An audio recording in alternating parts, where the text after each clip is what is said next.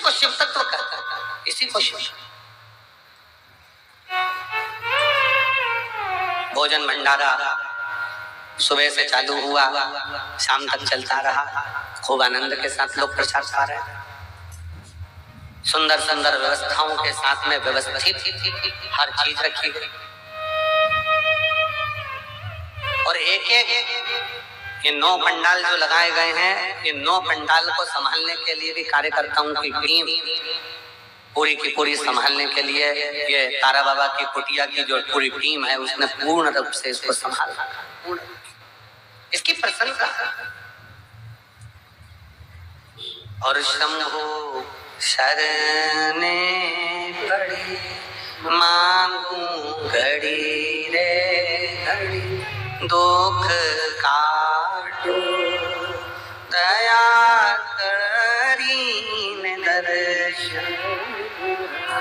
ओ शंभु शरणे मांगू घड़ी रे घड़ी, दुख काटो दया करीने दर्शन। शिव तत्व इसी को कहते हैं। और जितने 9 पंडाल में शिव भक्त भरे पड़े हुए हैं, उनको एक निवेदन जरूर करूंगा, आप चिंता मत करना, आप मेरे बाबा की कथा को ग्रहण करने के लिए आए।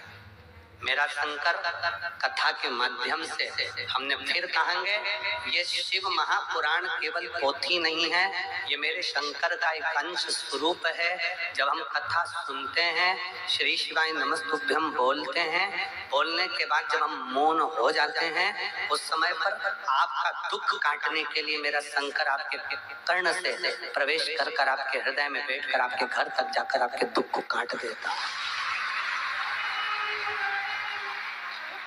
ये दुनिया लोग कहते कि कथा है, दुनिया की दृष्टि में लोग कहते हैं कि ये शिवपुराण है, हमारी दृष्टि में ये कथा नहीं है। हमारी दृष्टि में तो हमारा शंकर है, हमारा शिव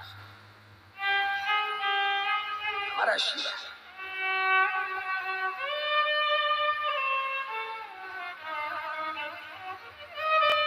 शिव शिव है। और जो दिल से मांग लिया, जिसने दिल से कह दिया, जिसने दिल से पुकार लिया, शिव आ गए। ब्रह्मा ब्रह्मलोक में रहते हैं, भगवान विष्णु वैकुंठ में रहते हैं। उनको आने में देरी हो सकती है, पर मेरा शंकर इसी पृथ्वी पर रहता है, इसी भूमंडल में रहता है, इसी ब्रह्मांड में, इसी पृथ्वी पर मृत्यु लोक का देव अधिदेव महा।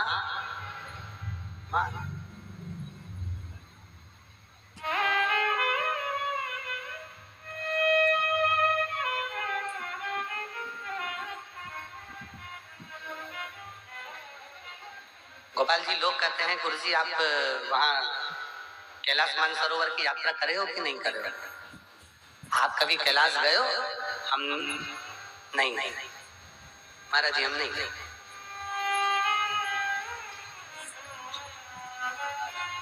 हम नहीं। कहा आप इतने बड़े शंकर जी का गुणगान करते हो और आप कैलाश नहीं गए? हमने कहा वो कैलाश वाला खुद शिव महापुराण की कथा में रोज आता है और रोज भक्तों का दुख काट कर जाता है, प्रतिदिन आता है।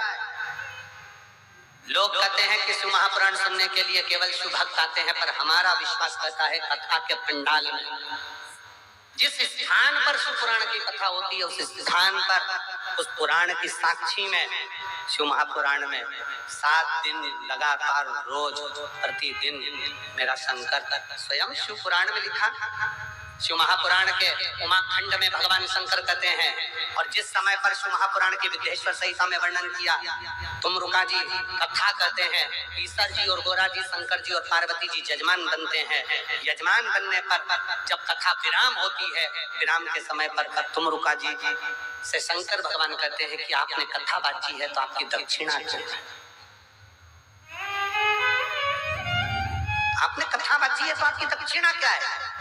तब उस समय पर तुमरुका जी कहते हैं भगवान शंकर जी से, ईश्वर जी, गोरा जी से, हमको अगर दक्षिणा देना है मेरे विश्वनाथ, तो दक्षिणा ऐसी दीजिए कि जिस स्थान पर शिव महापुराण की कथा हो, आप कैलाश और काशी छोड़कर उस स्थान पर 7 दिन विश्राम कीजिए।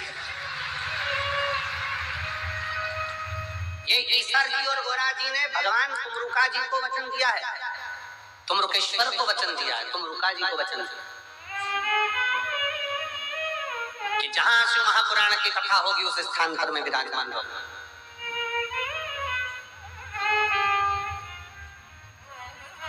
वे स्वयं उस स्थान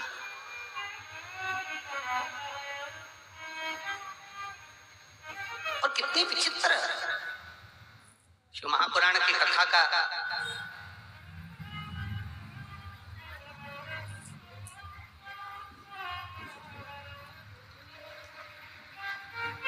शिव महापुराण के विचारों का, शिव महापुराण का स्मरण दुनिया तुमसे कह दे कि हम कथा सुनने जा रहे हैं। मेरी जीजियों, अगर आपके घर के लोग पूछें कि कहाँ जा रही हो, तो कहना शंकर भगवान से मिलने के लिए, उसको निमंत्रण देने के लिए जा रही हूँ, मेरे घर पर पधारना, मेरा दुख, मेरा कष्ट।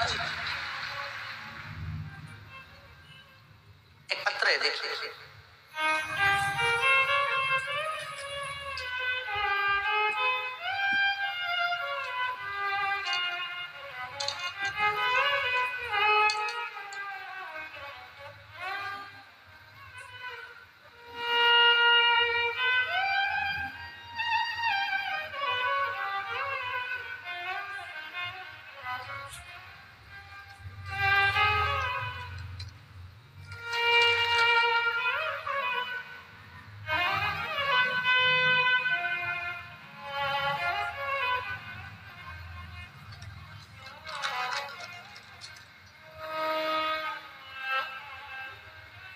मेरा नाम गीता देवी, मेरे पति का नाम नवीन कुमार है, मेरा गांव गंगवा, जिला हिसार की रहने वाली है।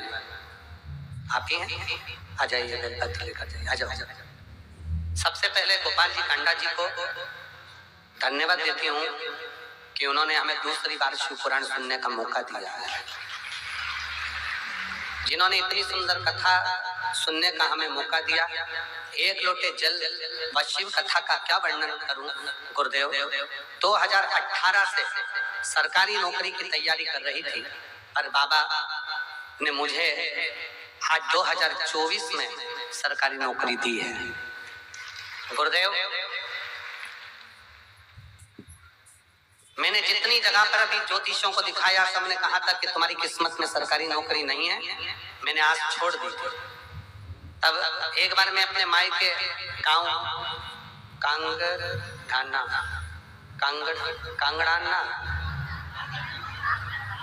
कांगड़ाना सिरसा आई थी। तब मेरी माँ ने मुझे कहा था कि टीवी पर जो महाराज कथा करते हैं ना, वो सिरसा में आए हैं, गोपाल कांडा जी, गोविंद कांडा जी बुलाए। मैंने सुना है कि जब वो कथा करते हैं तो उनके पंडाल में बैठकर जो मांगा जाता है वो बाबा देता है 3 महीने के अंदर। चल तू मेरे साथ कथा सुनने के लिए। मैं अपने मायके आई, मैं आपको जानती नहीं थी। पहली बार मैंने पंडाल में बैठकर शिव महापुराण की कथा इस मायके के अनुसार यहाँ बैठकर श्रवण करी। उस समय पर इस पंडाल के अंदर मैं नहीं आ पाई थी, बाहर के पंडाल में बैठकर मैंने कथा सुनी थी। वहीं बैठकर श्री शिवाय नमस्तुभ्यम कहते हुए बाबा से निवेदन करा, और बाबा की ऐसी कृपा हुई कि 3 महीना भी पूरा नहीं हुआ और बाबा ने मेरा पुलिस में भर्ती करवाया और मेरी नौकरी लग गई। फोटो भी लगा रही हूँ। बाबा की कृपा ऐसी हुई कि 3 महीना भी नहीं हुआ और बाबा ने मुझे पुलिस में नौकरी में लगा दिया। गुरुदेव, 6 साल से तैयारी कर रही थी नौकरी की, पर मुझे क्या मालूम था कि पंडाल में बैठकर कथा सुनने में 3 महीने के अंदर मुझे नौकरी मिल गई। मैं बाबा को यहाँ प्रणाम करती हूँ। शिव तत्व किसको कहता है? एक पत्र और बड़ा सुंदर है, देखिएगा। मेरा नाम केलो देवी है और मेरे पति का नाम राजकुमार है। मेरा मोबाइल नंबर ये है, आप ही हैं? आ जाओ, आ जाइए। मेरा गांव कर सिंधु जिंद हरियाणा की निवासी हूँ। आपके चरणों को प्रणाम करती हूँ, नमन करती हूँ। एक लोटे जल का मैं क्या वर्णन करूं। मेरी पहली बार कथा सिरसा हरियाणा में, यहीं पर 2 दिन की कथा सुनी थी। 2 दिन की कथा सुनी और इसी पंडाल में बैठकर मैंने बाबा से विनय करी थी। 2 वचन मांगे थे बाबा से। बाबा, पहला, मेरा लड़का ठीक से बोल नहीं पाता, उसके शब्द नहीं निकल पाते, और दूसरा, मेरा लड़का जेईई की तैयारी कर रहा है और कई साल हो गए पर उसका सिलेक्शन नहीं हो रहा। बस ये 2 वर मांगकर 2 दिन की कथा सुनकर इसी पंडाल से चली गई। गुरुदेव, हमको नहीं मालूम था कि बाबा पंडाल में बैठकर मांगने वाले को इतना जल्दी दे देता है। बाबा बाबा है गुरुदेव। मेरे लड़के ने मुझसे कहा, माँ, क्या सही में मेरी आवाज ठीक हो सकती है? क्या मैं पूरा बोल सकता हूँ? क्या मेरी आवाज पूर्ण हो जाएगी? क्या मैं सही सबके जैसा बोल पाऊंगा? तब मैंने अपने लड़के को कावड़ भरने के लिए सीहोर भेज दिया। कावड़ भरकर आया सीहोर की, और वहां से आने के बाद रुद्राक्ष लेकर आया। रुद्राक्ष लाने के बाद मेरे बेटे की आवाज 90% आवाज पूरी ठीक हो गई।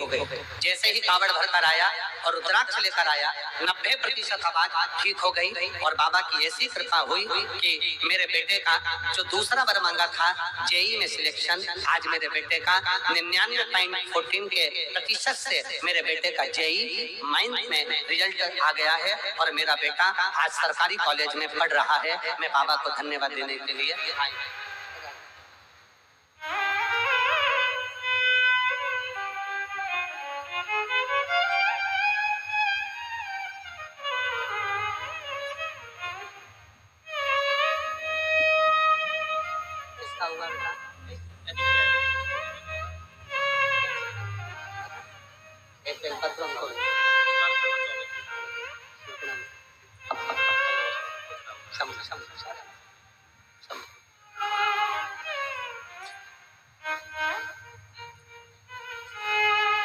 शिव तत्व, शंकर की कथा, शिव महापुराण, शंकर की उदारता, शिव नाम, इसी का दुनिया के लोगों को लगता है शिव तत्व में है क्या, शिव पुराण में है क्या, शंकर के गुणगान में है क्या।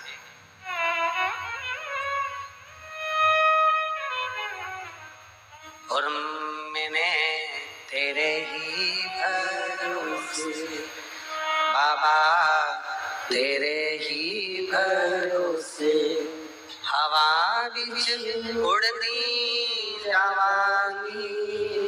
बाबा डोर हथो छठी ना मैं कटी जावांगी।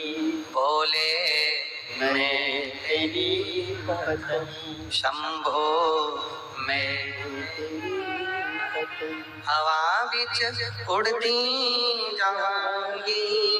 बाबा डोर हथो छठी ना मैं कटी जावांगी। बोले मैं तेरी भक्ति, शंभो मैं तेरी। दुनिया कहे कि ये केवल पुराण है, दुनिया कहे कि ये केवल शिव कथा है, दुनिया कहे कि ये केवल शिव महापुराण है, तो आप माने ना, ये केवल पुराण नहीं है, ये शंकर का एक प्रतिबिंब स्वरूप है, शिव का एक प्रतिबिंब स्वरूप, शंकर भगवान का एक स्वरूप है। आप कहीं पर भी बैठे हो, जिस स्थान पर बैठे हो उस स्थान पर बैठकर शंकर भगवान के नाम का उच्चारण, शिव के नाम का स्मरण, शिव भक्ति का उच्चारण सुख देता है, सुख प्रदान करता है। एक प्रसंग बड़ा सुंदर आता है।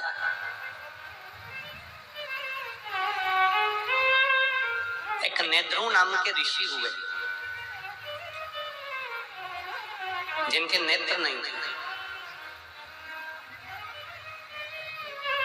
नेद्रू नाम के ऋषि हुए जिनके नेत्र नहीं थे, पर उनका एक कर्म बड़ा विचित्र था। बेलपत्री की जड़ का स्पर्श कर कर बैठे रहते थे। बेलपत्र की जड़ का स्पर्श करे और बेलपत्री की छांव में, बेलपत्र की छांव में, बेलवृक्ष की छांव में बैठे रहते।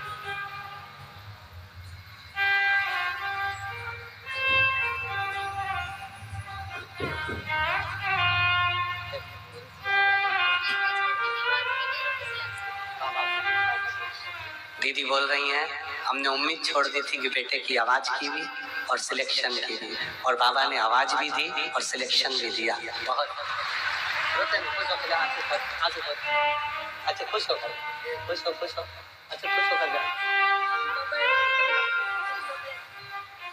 अच्छा खुश होकर जाओ, आंसू बच के जाओ, आंसू बच के जाओ, रोते नहीं जाओ, खुश होकर जाओ।